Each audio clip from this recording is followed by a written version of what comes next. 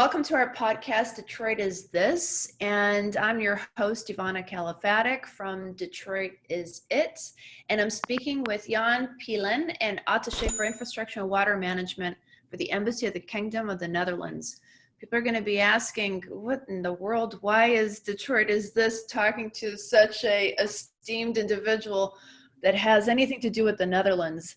Jan and we met, oh gosh, maybe about a year and a half ago now? A year ago. Oh, a year ago? Yeah, my memory is slipping. But you were in Detroit for a pretty incredible conference called Sustainable Brands. And we're big into sustainability on the Detroitisit side. And we just kind of started having these discussions around how a city like Detroit that's so integrated with water and the management systems around smart city, we just had these really great conversations, you and I, that turned into somewhat of a friendship, I hope, and I'm happy to say. And I think the world of you. So welcome to the podcast. Thank you. Absolutely. We'd love to hear a little bit about you, about your background, you know, how you got started doing what you're doing, and also think a little bit about the inspiration on what you do and why you do what you do. So give us a little bit of background on you, Jan. Well, I'm Jan. I'm originally from the Netherlands. I'm born and raised about 20 minutes north of Amsterdam, and that's usually what people know in the Netherlands, Amsterdam. I went to the University of Amsterdam and I studied urban planning. And as an awful lot of kids, that you don't start to think, oh, let's become an urban planner. I actually never had an idea what I wanted to be. And then one day our geography teacher actually took us on a field trip. And he basically showed us how our rather suburban area is connected by public transportation to like an international airport as Amsterdam International Airport and to the city, and how that all relates to each other. And I remember walking on the international airport, and if you've ever been to Amsterdam airport, it's huge, and it's there's an awful lot of things there that don't really are directly related to an airport. People just work there. There's businesses, there's offices, there's stores, and I was basically marveling at like how all these worlds collided right there. You know, these international travelers and just local people who just going to their job, and how it all like almost seamlessly worked together. And I was like, oh, that would be so cool to work on make something like this function. And I hadn't a clue what it was that I wanted to do. And then I started to describe it to a teacher, and they said, oh, that's urban planning. So I did that, and I actually never looked back. When I graduated, I knew one thing for sure. I might want to work for a consultancy firm. I might want to work for like a big city, but I would not want to work for the national government because I thought that would be boring. I would like to be practical and not so much with regulations and stuff. Never say never. Yeah, no, that's exactly the story, because the first job opening that really appealed to me turned out to be the national government. And like I said, I never looked back ever since. I've been working on big infrastructure projects. People always say happiness is in small things. For me, professionally, happiness is in big things. Mm-hmm.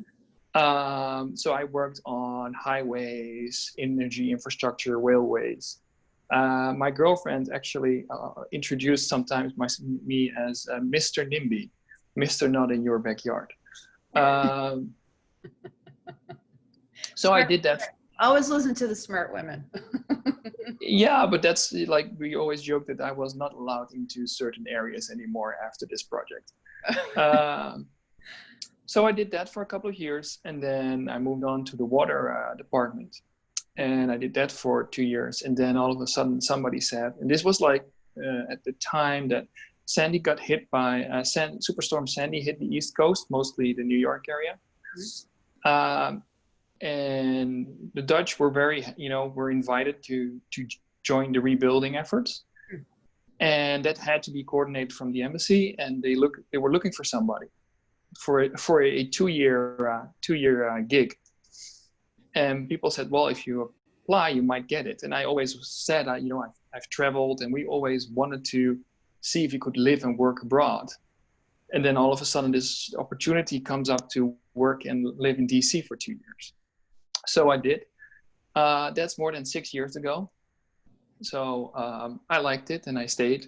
And the work is just not finished after the rebuild program from Sandy.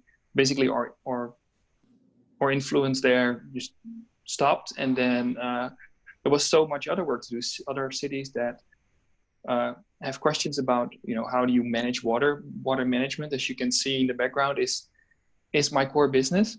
Mm-hmm. But I also engage cities on sustainability, smart cities, urban development. So going back a little bit about what you mentioned earlier about being inspired by your teacher, how critical it is to have people that can really show you different avenues that you might not have even considered, and especially as a young person. I think that I had a couple of really great inspirational teachers for me too, but I think that that's so critical to have somebody that almost opens up doors for you, even if it's an unexpected field trip to the airport. You never know what that can really lead to when people can show you a different way. Yeah, well, looking back at it, I believe most of us were more, already happy that we got out for school, out of class for the rest of the day, and we were already making plans like, if this is finished, are we going to, to the lake and go swimming or something? But, hindsight 2020, that was like a pivotal moment. It's excellent. And for those of us that travel in through Europe, most of us have gone through the Schiphol airport, and we've been there many, many times in Amsterdam. And it is a pretty incredible space because you can easily get to so many different parts of the city from it, by bike practically as well, by train and similar mass transit. It's such a brilliantly conceived, I think, ecosystem, that airport itself. And I'm partial to Amsterdam. It's a fantastic city. So it's a cool experience from an urban planning perspective. It's a cool experience to be part of. See.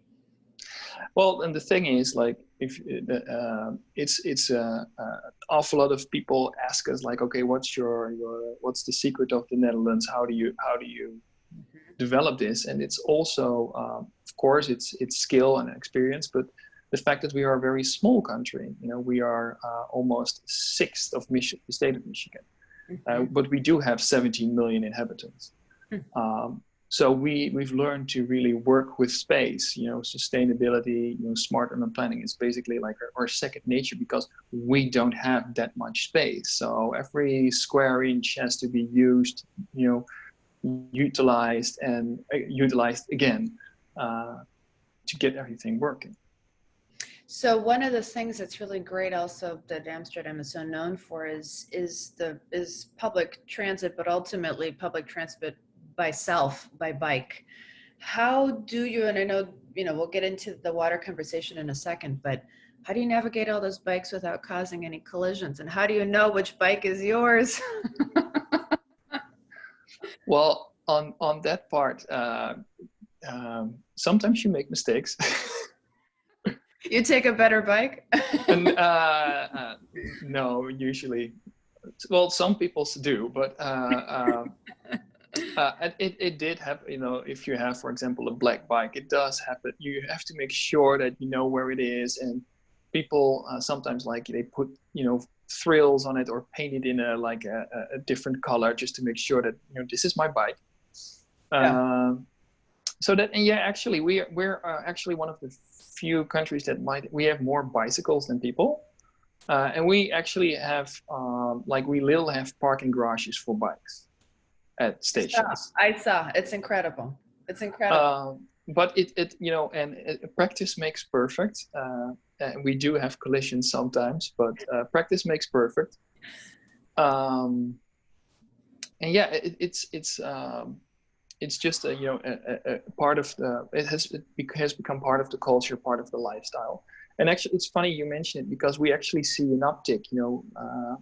due to this coronavirus, we see an uptick in requests for information about how you manage bikes.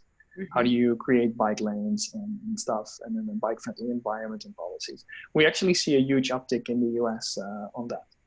Yeah, no, I know we've been following that because of a couple different programs that we're working on through Detroitisit, and no question there's an uptick. Is there a bike sharing program that's prevalent within the Netherlands? Or primarily personal bikes, people have their own bikes? Actually, most people have their own bikes. But for example, we also have like a public transportation bike. So if you have, we don't sell tickets anymore. Basically, everybody has a pass, and you can charge credit on it, and you use that to take the train or the bus or the metro, and that works in every city. So no matter where you are, that pass works. And that usually you can also, especially at the larger station, they have like rental bikes. So with your public transportation card, you can actually get a bike for that last mile. So we call them public transportation bikes. They're yellow and blue.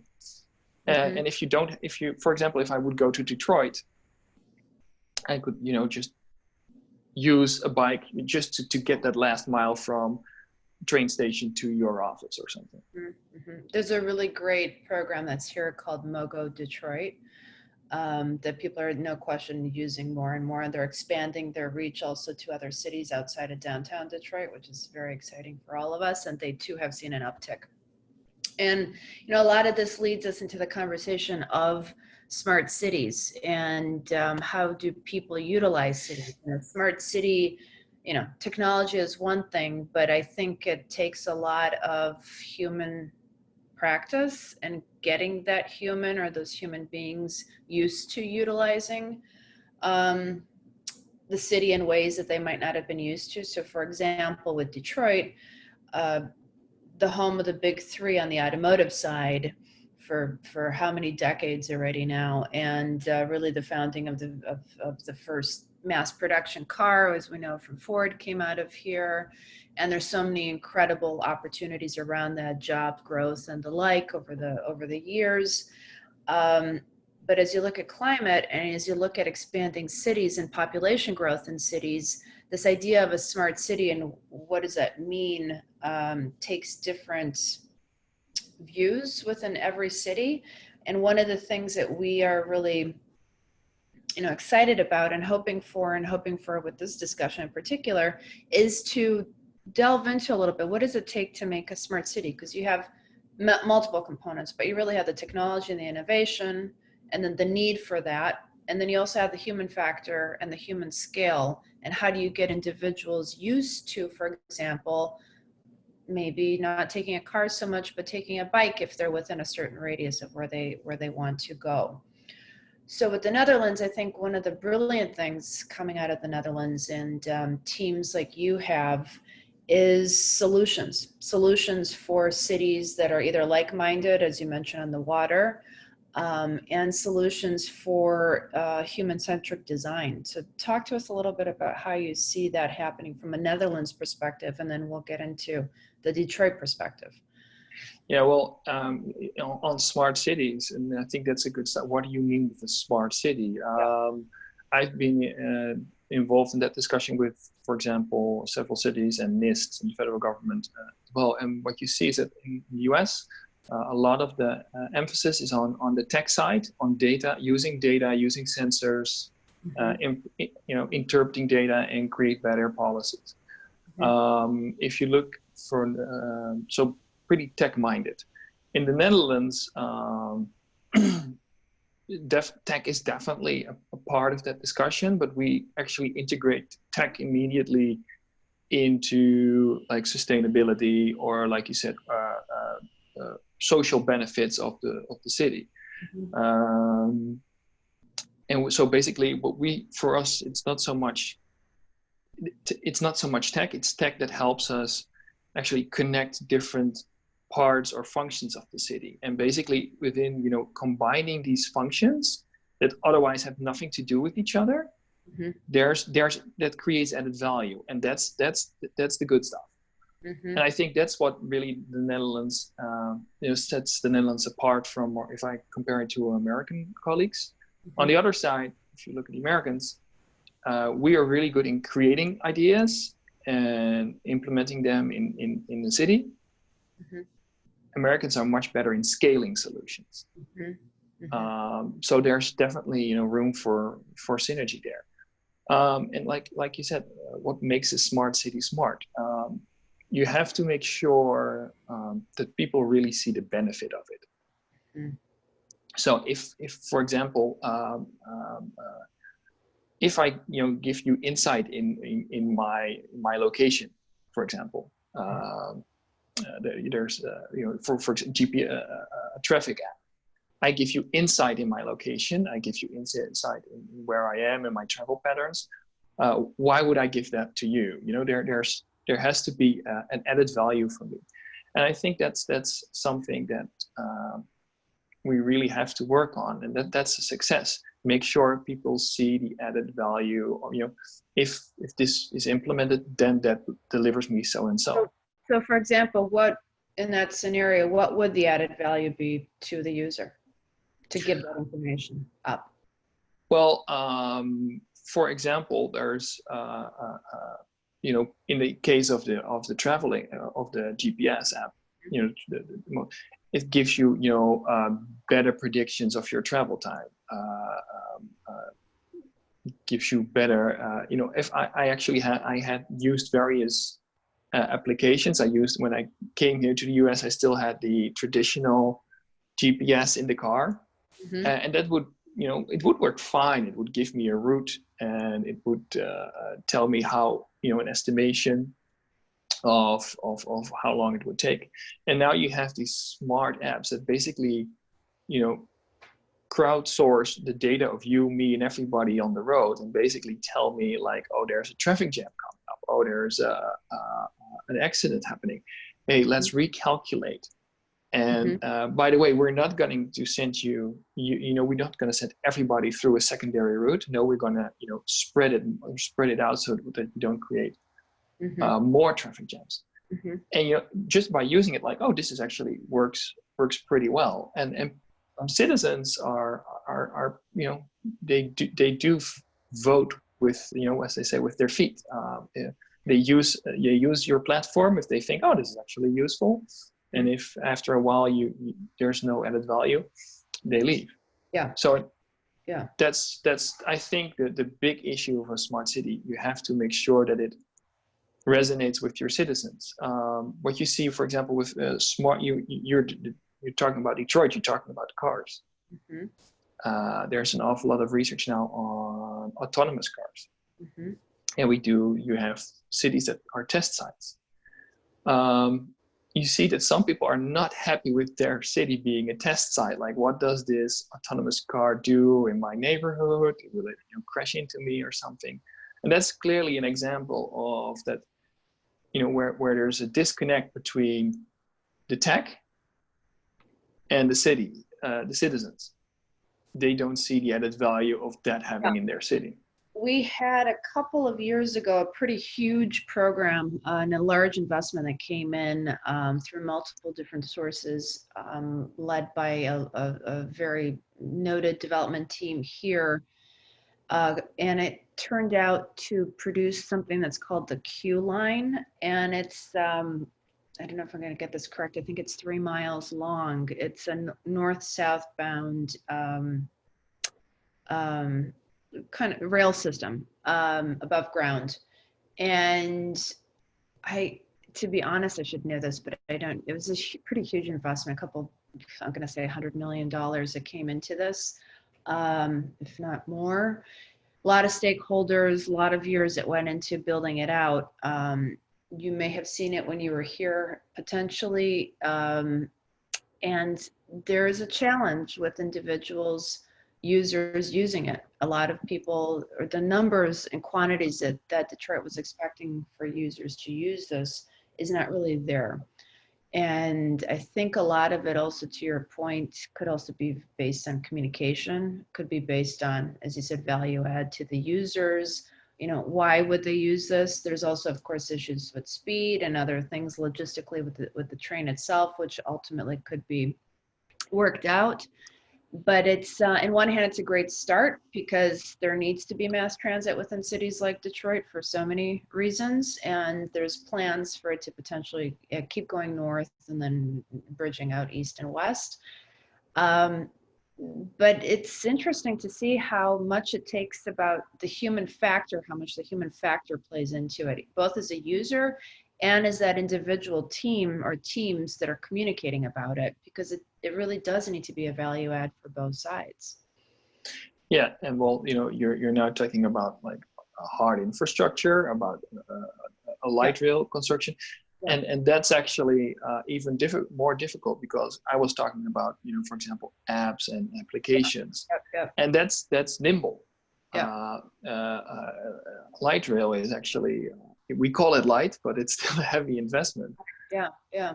And that, the benefit of that will probably prove itself, as the city grows and traffic starts to increase, and then all of a sudden, you're very happy that you actually put a light rail there because you see development around that developing, and then you see the benefit. But especially with infrastructure, that's especially heavy infrastructure, it just takes an awful lot of time to get the added benefit. Smart cities, usually it's lighter, it's more added to infrastructure, and but again, I think it really is about, people should see the value of it, and then you can get like also more of a buy-in to do other stuff. Mm-hmm. A nice example, I think, is the city of Amsterdam, who basically decided to become a living lab for smart city technology. So basically, it's if you have a good idea, come with us, and we'll see how we can implement it. Yeah. And that's that some of those applications are more heavy than others, and but you can. Actually, it's a nice. The good thing of such a living lab is that you can see like what kind of initiatives are successful and what not. And of course, it can be, success or failure is dependent on the idea itself, how you can execute it, but also like the kind of ideas that that really get traction very quickly, and some just take a year or two to catch on, and something just don't really work. But that's the idea about a living lab.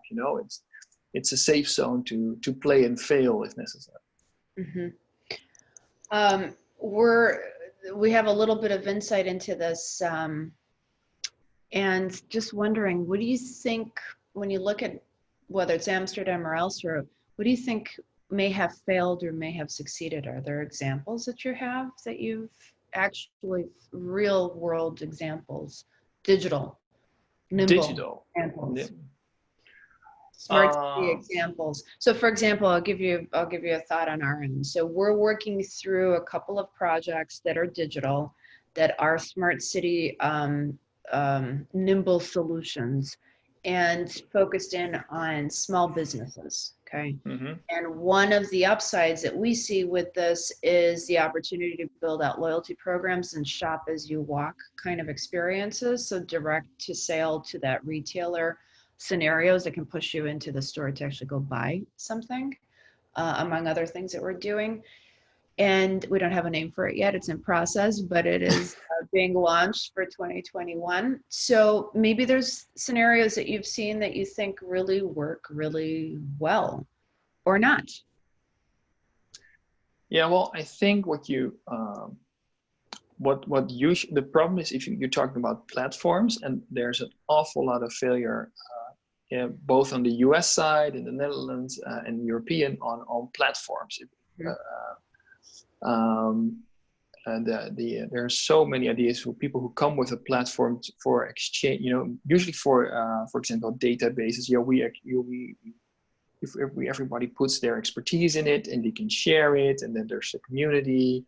Mm-hmm. And actually, that's something that we worked we worked with our US counterparts, like, can we create a US Netherlands community or an international community on smart cities sharing experiences, because all these cities are in the same boat. And I wouldn't say it failed, but we did learn after a year that it didn't work as we expected.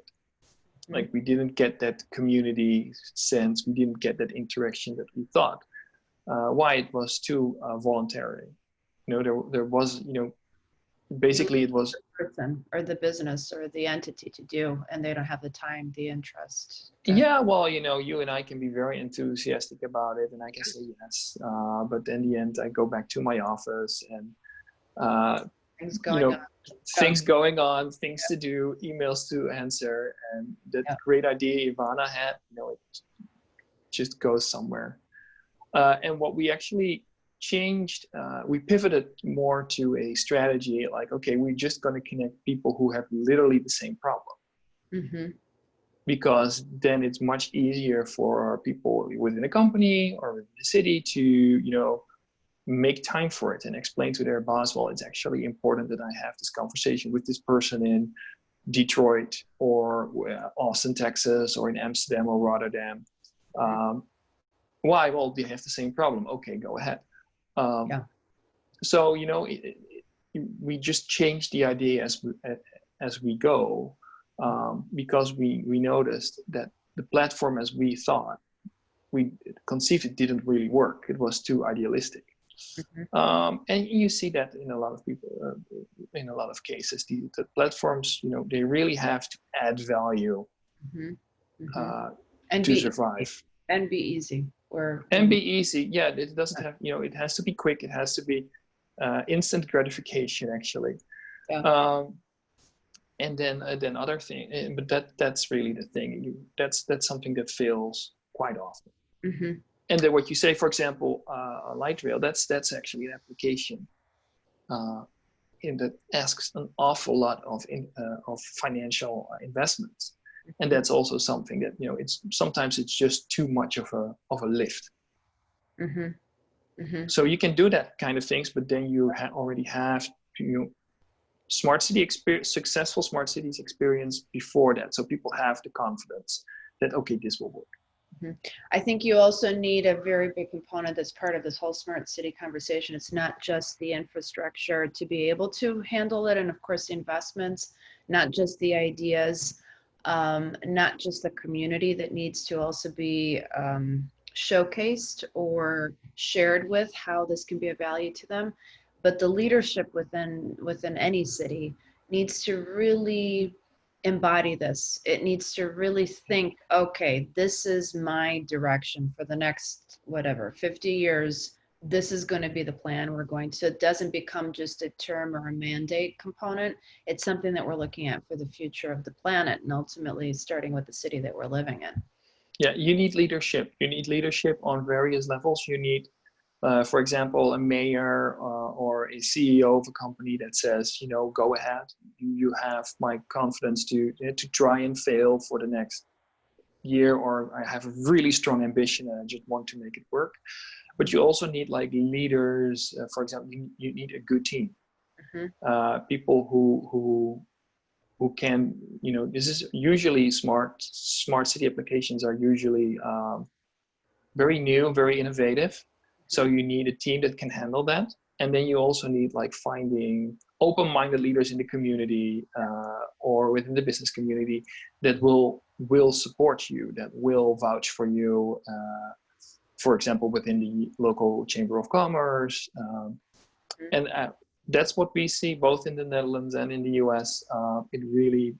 It hinges on people. Yeah. And not just leadership, but also the fact that people like each other or can have a good working relationship with each other. Yeah, I totally believe. I mean, like many situations, you have to like one another to hopefully make things happen, or dislike each other so much that you need to make it happen just to get it done. No, it's very simplistic, but sometimes the fact that Okay. to people, you like, why did it work with that company in that city? No, the mayor and the CEO just had like a personal connection. They Right. liked each other. Right. And they wanted to get it done. And actually, I think that's a lot of where Detroit grew the last couple of years in particular, because there were certain executives and CEOs and decision makers that were on the private side within Detroit that did get along very well with the mayor and teams. And so a lot of things could happen in a really positive way, which has been exciting for us. I was in New York when Sandy hit, and I was volunteering where it hit, and it was it was it was pretty devastating. I was going home to home, like many other volunteers that were there, asking people, A, are they okay? B, did they evacuate? Did they need to? Do they have utilities and resources that they need from food and the like? Is their house a house that needs to be, because where the water level came up within the home, walls that need to be taken down because other teams would be coming in. So we're almost like marking homes and families in need. And I saw firsthand what nature can do. I remember just the piles and piles and piles of sand that came in off the beach into the city streets, were just areas of the city were completely wiped out and along the beach. And you clearly were working on that project as well. Maybe we even crossed paths somewhere along the line. Could be. Yeah, but there's a lot of infrastructure that's also, I'll say falling, not also, that was a natural disaster, but through flooding, there's infrastructure that happened to fall apart close to Detroit not long ago. I think we spoke about this a couple weeks ago also. Um, there's one thing about being preemptive, and then there's another thing about reacting to something as it happens. So how do you suggest that a city like Detroit or America or other American cities deal with infrastructure challenges that are aging or lack of resources or similar, or thought process? Well, this is actually a topic that comes up an awful lot in our work. Not so, my background might inspire mostly, that we work on coastal defense, and we do, but an awful lot of the flood issue in the US and the cities we work with don't only expire a threat from the sea, but also from heavy rains and increasing number of heavy rains. I liked, I believe it was a mayor from Ohio who said like, we had a rain event, a 1 in 100-year rain event. It just so happened that it happened twice a week with us. That's not even funny. That's scary. That's no, scary. but he just he made this really dry remark at a infrastructure conference, but it shows like, okay, we're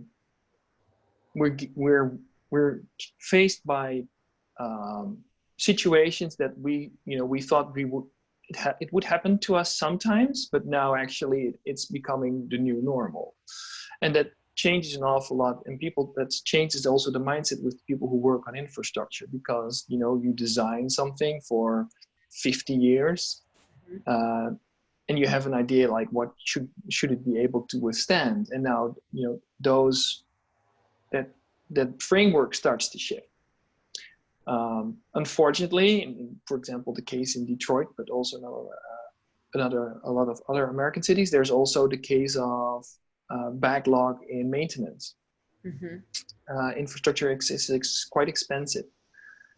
So we're actually working with, and this is actually something that we do also with the Federal Highways and Institute and our counterparts, is also making like investment strategies, like, okay, what is really critical infrastructure? If you have something like the breach of a dam in Michigan, and we're going to invest in infrastructure, what highway or railroads should definitely be available at all times. So we're trying to help each other, actually, because we also learn from the US on how do you have to invest in reinforcing critical infrastructure, as we call it. But how do you decide which is critical? How do you decide what to do? And that's something that we are literally figuring out as we go. And that's actually a very interesting field to see, because, like you said, money is scarce usually, and there's so much to do. So where are you going to invest? And also what is important? I had this conversation, for example, with people in North Carolina after Florence. Their entire highway system, or there were breaches everywhere. I'm like, okay, we want to make a more resilient infrastructure. What does that mean? Does it mean that people can always use the I-95? Or does it mean that you don't want any casualties on the highway? You have to define what you as a community or as an organization think is important. And that's a discussion that an awful lot of cities now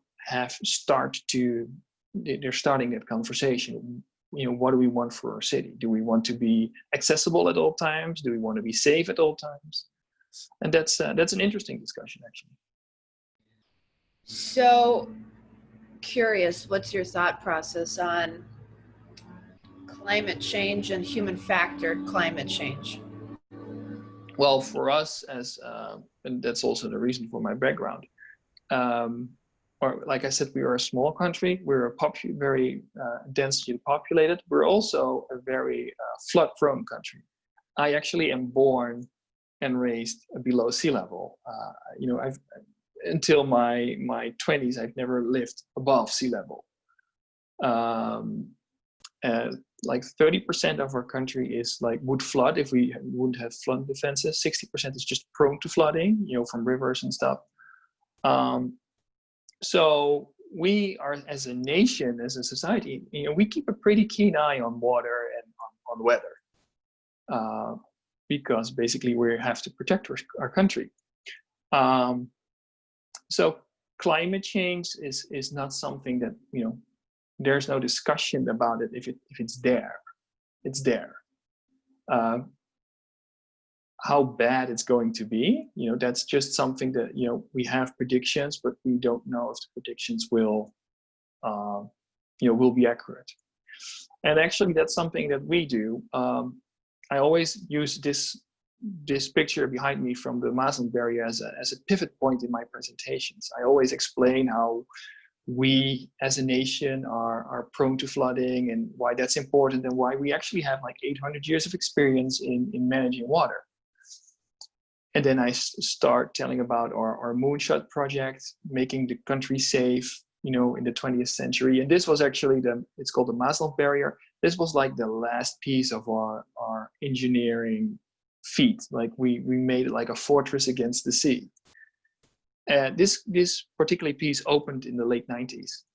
And literally 2 years later, we got flooded. Not so much from the sea, but through the rivers. So that really opened up our eyes, like, okay, we can't engineer ourselves out of each problem.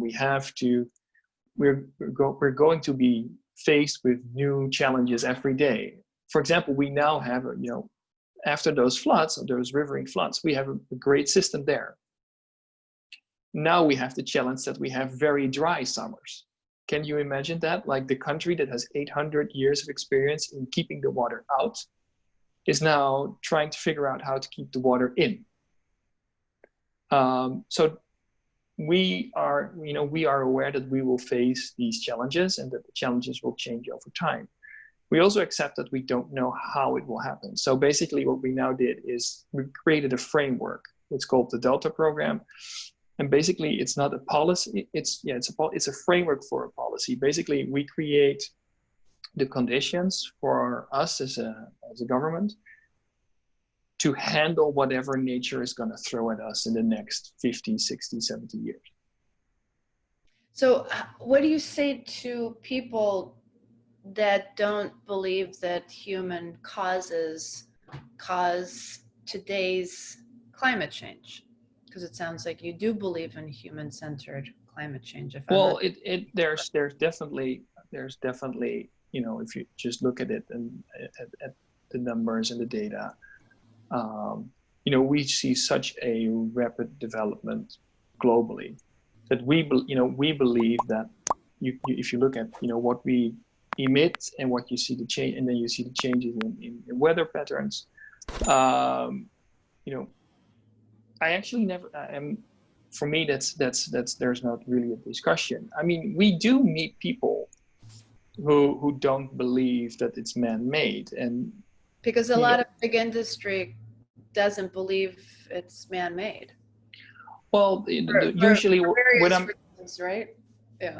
when we are in communities, usually there is a flooding problem, So they get, and well, they don't always get it, but they do know that their houses flooded. yeah. I mean, they get that there's an issue.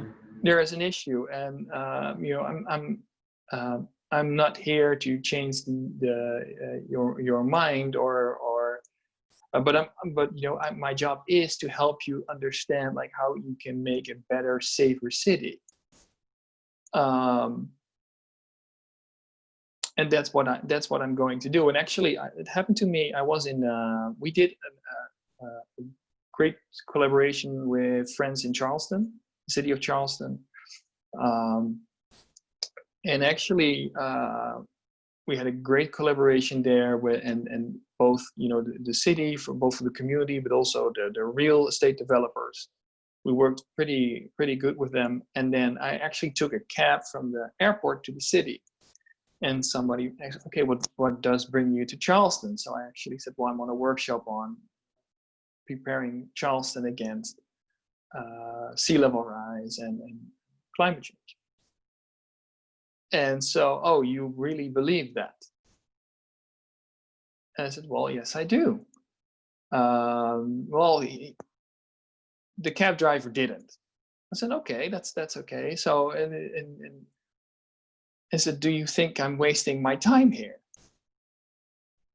And he said, no, not really, because we do flood very often.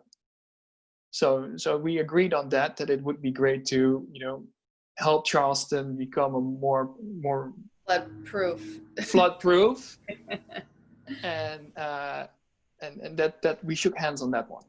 Yeah. So when you look at a city like Detroit, which you were at last year, Yeah. which is on the water, and there's a lot of lakes around Southeast Michigan as a whole, and obviously the Great Lakes that are around all of Michigan. Do you have any immediate thoughts, tips, ideas that you think could be representative from other examples that may be interesting for a city like Detroit? I think that I'm not sure that if people in Detroit are aware of their unique situation. You know, as an urban planner, I never look at the city just as the city. It's always the city and its environment. And you're like in the dead center of the Great Lakes, and the Great Lakes is actually the Great Lakes area is the steward for 10% of all the potable water on Earth. Mm-hmm. And that's actually quite a responsibility if you look at it. And I don't know if people, of course, if you live there, you appreciate the lakes. But if people are aware of the fact that they have, you know, have such a big water reserve, and that comes with also with issues.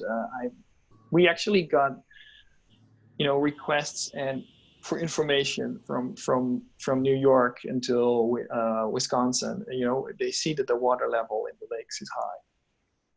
People comment on, you know, I've never seen it this high, and I've been here all my entire life. The In last New 2 York, years, I have to say, on in regular conversation, it comes up how high the water is yeah. here. And then there's also the other issue with algae bloom. I mean, you have so much fresh water, and still, you know, I believe it was in Ohio that people couldn't use the water from the Great Lakes for drinking water due to algae.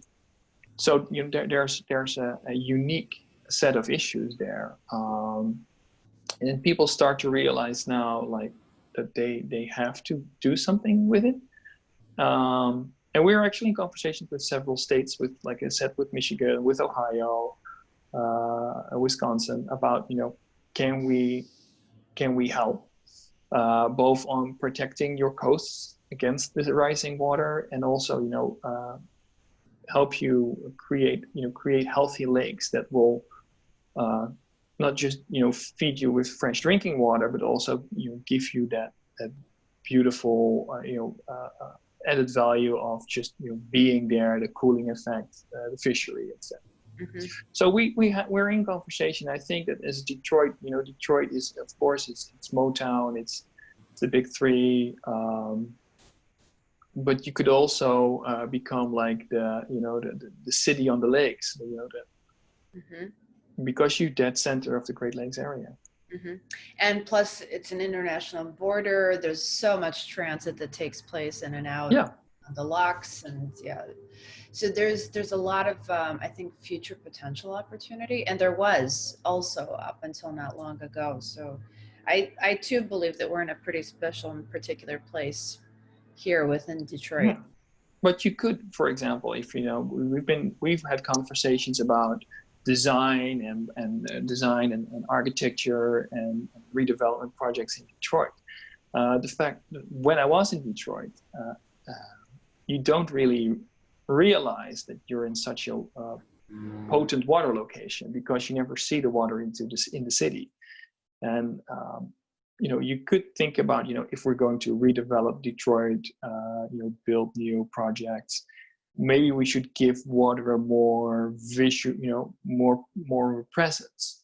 That could be through, green roofing, but also, more of ponds and streams, and because that's something that what you often see in cities, and that's also in Dutch cities. The water, we in the past we had the notion of hiding the water, just pave over it or something, make it unseen, and that creates trouble, because, as a good American friend of mine always says, if you always have to look at old maps, because the water realizes where its spots are. So, for example, in Charleston, they filled in old creeks. Well, if with heavy rain, those old creeks fill up first. And that's something you can, if especially you guys are a developing city that's there's a lot of opportunity there, so you could actually already in your initial plan create more room for water. 100%. There's a pretty spectacular investment that's taking place on the waterfront in order to incorporate both east and west side of the riverfront, actually, of the Detroit River. 2023 is when it's slated to really take shape, or in other words, go live, with some incredible teams that are local and global. That's more from a use perspective, from a community use perspective within the riverfront. But earlier days, as Detroit was developing, beginning of the 19th century, there were plans, mid 19th century, there were plans, 20th century rather, 1900s, there were plans to make that initial waterfront, the riverfront, much more pedestrian and business focused, and then they kind of opened up parts and closed parts of it. I am a big believer in, as you said, we talked about this, in smart design thinking and what architecture can really do for the ecosystem of the city, including sustainability and water. So I'm an advocate of that 100%, and I think that that's the way that I'm not an urban planner, but I think that that is the way that cities can and should be looked at from the design side first. Well, that's something that I found very interesting when I started working here. When we started, and we came with an awful lot of Dutch experts to New York, and then you saw both engineers and landscape architects. And what you see is that you saw a shift, especially with our U.S. partners. They always thought about these issues purely from an engineering perspective. Mm-hmm. And with this rebuild in Sandy, then we brought in landscape architects, also local landscape architects were involved. And then there's, the plans still have to be, correct from an engineering perspective, but you can make them look nice, Yeah. and appealing, and that actually Yeah. creates also more support from communities. Like, there's a whole different story. Like if I tell you, like, you need a seawall, or you need you need a dike for as a protection for river flooding. Or I show you a picture of how that could look like, and you see more availability of waterfront. You can actually see basically yourself already sitting on that new terrace for that new restaurant there, or play tag. Have your kids play tag there in the new park. I have to say, with the Detroit design conversations, especially on the riverfront and with these new projects, there has been a lot of community interaction and community input that has been required. Number one, a lot of them come in through nonprofits, the projects and programs. But number two, you can see that people are very diligently and carefully making sure that as many interests as possible are being integrated within the final design scope of, I'm talking now specifically the riverfront projects in particular, or some of the larger construction projects that are taking place as well. What do you think would be your 3 key takeaways within a city like Detroit, that is the Motor City, that has the ecosystem that it has, that's not so used to mass transit, that is so beautifully placed in so many waterways? What do you think would be, kind of looking at Detroit, ideal scenario from Jan for Detroit to consider for the next 10 to 50 years on the design side? On As the design side. Point. Well, smart city design side. What would you recommend for us? I would recommend use your, and then I think that's something that I really enjoy, working from as a Dutch person in the US, is identity. All these cities have face. They have a face. They have an identity. They have a feeling. You basically you walk out of the building and you feel you're in Detroit or New York or Boston. Mm-hmm. And Detroit has a from what I've seen, they have a can-do mentality. It's possible in Detroit. Mm-hmm.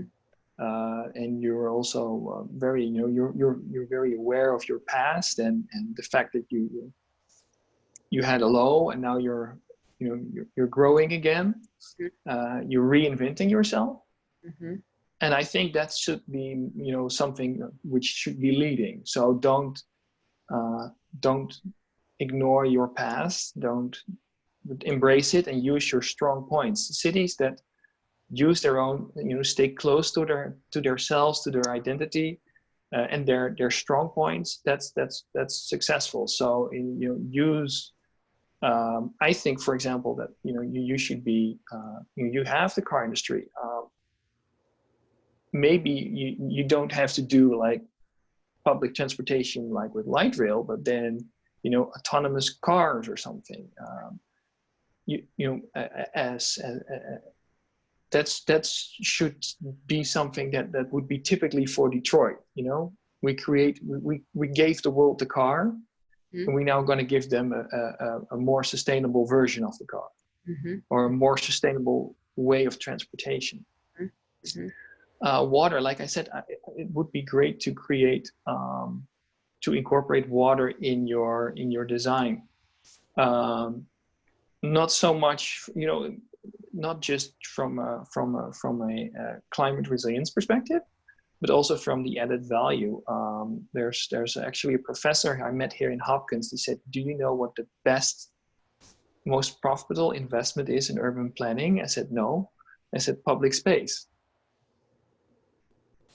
For every dollar you invest in a park or in a pond, you get so much more value in real estate. So that would be something. You now have the. You also need to switch the mindset on the development side to think that way too. You do, yeah. And you have to find on architecture. You really have. I like. We've, in conversation, I sometimes compare Detroit with the city of Rotterdam. Rotterdam is our second city. It has the tradition, the name of a blue-collar town. It's the biggest port in Europe, but it lacks a historic center. Other Dutch cities usually have these old historic towns. Rotterdam, unfortunately, lost that in World War II. Their entire city center got bombed. And that was always an issue because they had this, most of their architecture came from the 50s and the 60s. That's not really appealed to most of us. And instead of complaining about it, we don't have a historic city, they accepted the fact all of a sudden. They said, okay, we can't change the past. We are a modern city. So that's what we're going to be. So Rotterdam is going to be the high rise. Rotterdam is the only city with high rise.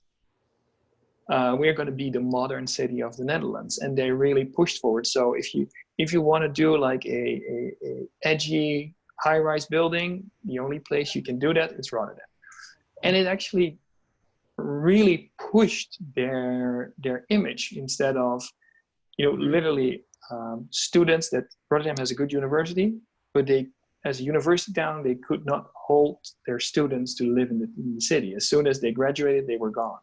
Mm-hmm.